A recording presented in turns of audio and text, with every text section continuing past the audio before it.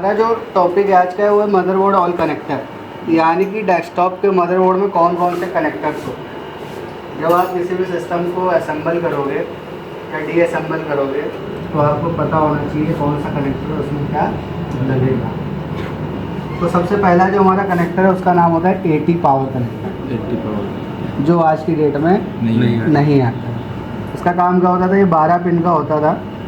Use क्या होता था, मदरबोर्ड को पावर सप्लाई देने के लिए यूज किया जाता है।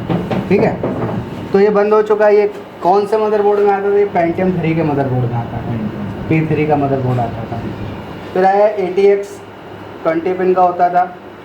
ये आपका पेंटियम 4 के कुछ लोअर वर्जन मदरबोर्ड आए, उनमें आया बस ये 20 पिन का होता था। इसका भी काम होता था मदरबोर्ड को पावर सप्लाई देने का। तो इसके बाद आया EATX 24 पिन का, ये देख रहे हो सारे मदरबोर्ड, ये वाइट कलर का, ये सारा EATX पावर कनेक्टर है। 24 पिन का होता है। इसके थ्रू SMPS का पावर कनेक्टर यहाँ पे लगता है, पूरे मदरबोर्ड में पावर सप्लाई चली जाएगी। ठीक है, तो आप किसी भी सिस्टम को ओपन कर रहे हो तो सबसे पहले अगर आपको पावर सप्लाई लगानी है तो आप यहाँ पे लगाओगे 24। ठीक है, इसके बाद आता है 12 volt ATX power connector. 12 volt क्या होता है, ये स्पेशल CPU के लिए होता है। ये प्रोसेसर है, प्रोसेसर को पावर सप्लाई देने के लिए 12 वोल्ट का ATX पावर कनेक्टर यूज किया जाता है। दोनों के कलर सेम होते हैं, बस ये 24 पिन का होता है, ये 4 पिन का होता है। ये मदरबोर्ड के लिए हो गया और ये CPU के लिए। ठीक है, इसके बाद नेक्स्ट कनेक्टर आता है आपका CPU फैन कनेक्टर। 3 या 4 पिन का होगा आपका ये कनेक्टर। तो देख लो 4 पिन का है, इसमें 4 पिन का यहाँ पे लिखा भी हुआ है CPU फैन कनेक्टर, और यहाँ पे देखो फैन लगा भी हुआ है, ये कनेक्टर आता है। इसको जब आप लगाओगे तभी आपका पंखा चलेगा। ये इस फैन का काम क्या होता है, ये फैन जो है ना, ये फैन क्या करता है, ये CPU को ठंडा रखता है। ठीक है, तो इसलिए यहाँ पे फैन लगाते हैं हम। ठीक है, तो इसके बाद नेक्स्ट कनेक्टर कौन सा होता है, एक आता है आपका फ्रंट फैन कनेक्टर। कौन सा, फ्रंट फैन कनेक्टर या चेचिस कनेक्टर। ये भी आपका 3 या 4 पिन का होगा। इसका काम क्या होता है, ये पूरे सिस्टम में एग्जॉस्ट की तरह काम करता है, यानी कि जो पूरे सिस्टम की हीट होती है उसको बाहर निकालता है। यहाँ देखो लिखा हुआ है सिस्टम फैन, 3 पिन का दे रखा है। ये सिस्टम फैन कनेक्टर हो गया, क्लियर है। इसके बाद आपका आता है IDE कनेक्टर। कौन सा, आजकल ये हार्ड डिस्क यूज नहीं होती तो ज़्यादा कनेक्टर भी आपका नहीं आता है। IDE बोलते हैं, पाटा बोलते हैं। ये कैसा होता है, ये 40 पिन का कनेक्टर होता है। कितने पिन का, 40।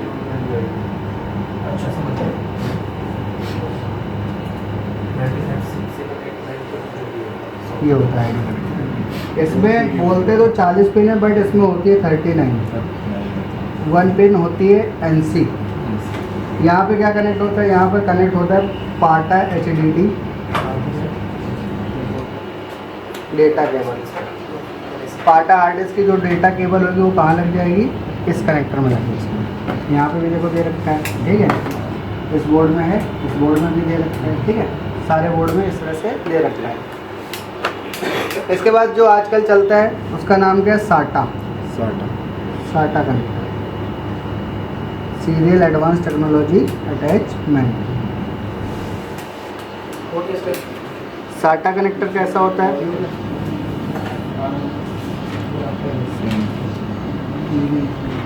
1 2 3 4 5 6 7 पिन का होता है। हाँ, use to connect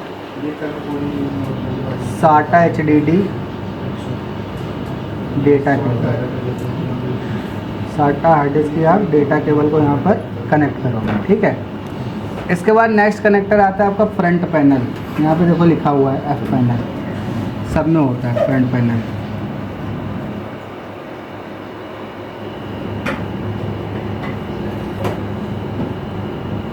front panel का क्या काम होता है, इसमें देखो 1 2 3 4 5, 1 2 3 4, यानी कि टोटल 9 पिन होती हैं। यहाँ पे देखो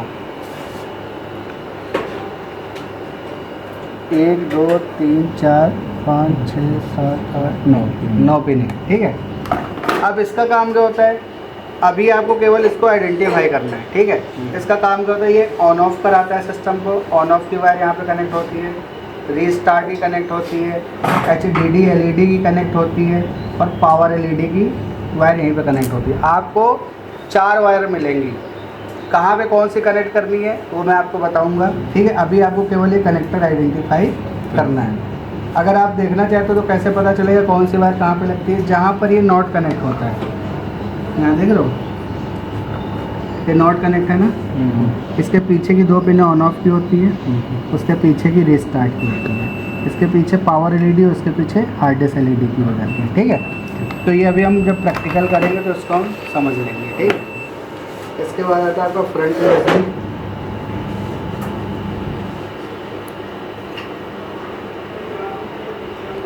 कंप्यूटर के आगे जो आपका USB होता है, पेन ड्राइव लगाने का ऑप्शन होता है, उसकी वायर भी फ्रंट USB में कनेक्ट होगी। यहाँ देखो लिखा हुआ है फ्रंट USB, ठीक है। इसी तरह से आपका फ्रंट ऑडियो आता है।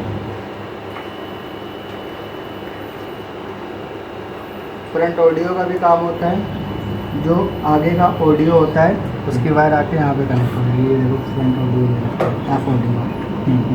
और सबसे मेन चीज़ होती है आपकी वो छोड़ 3 पिन का बायोस जंपर आता है। बायोस की सेटिंग को क्लियर करने के लिए बायोस जंपर 3 पिन का भी हो सकता है और 2 पिन का भी हो सकता है। ये देखो सीमोस बैटरी के पास में बायोस जंपर दे रखा है 2 पिन का, ठीक है। किसी बोर्ड में 3 पिन का भी होता है। यहाँ पे 2 पिन का दे रखा है। यहाँ पे देखो लिखा हुआ है क्लियर सीमोस, CLR सीमोस, ठीक है। इसमें देखते हैं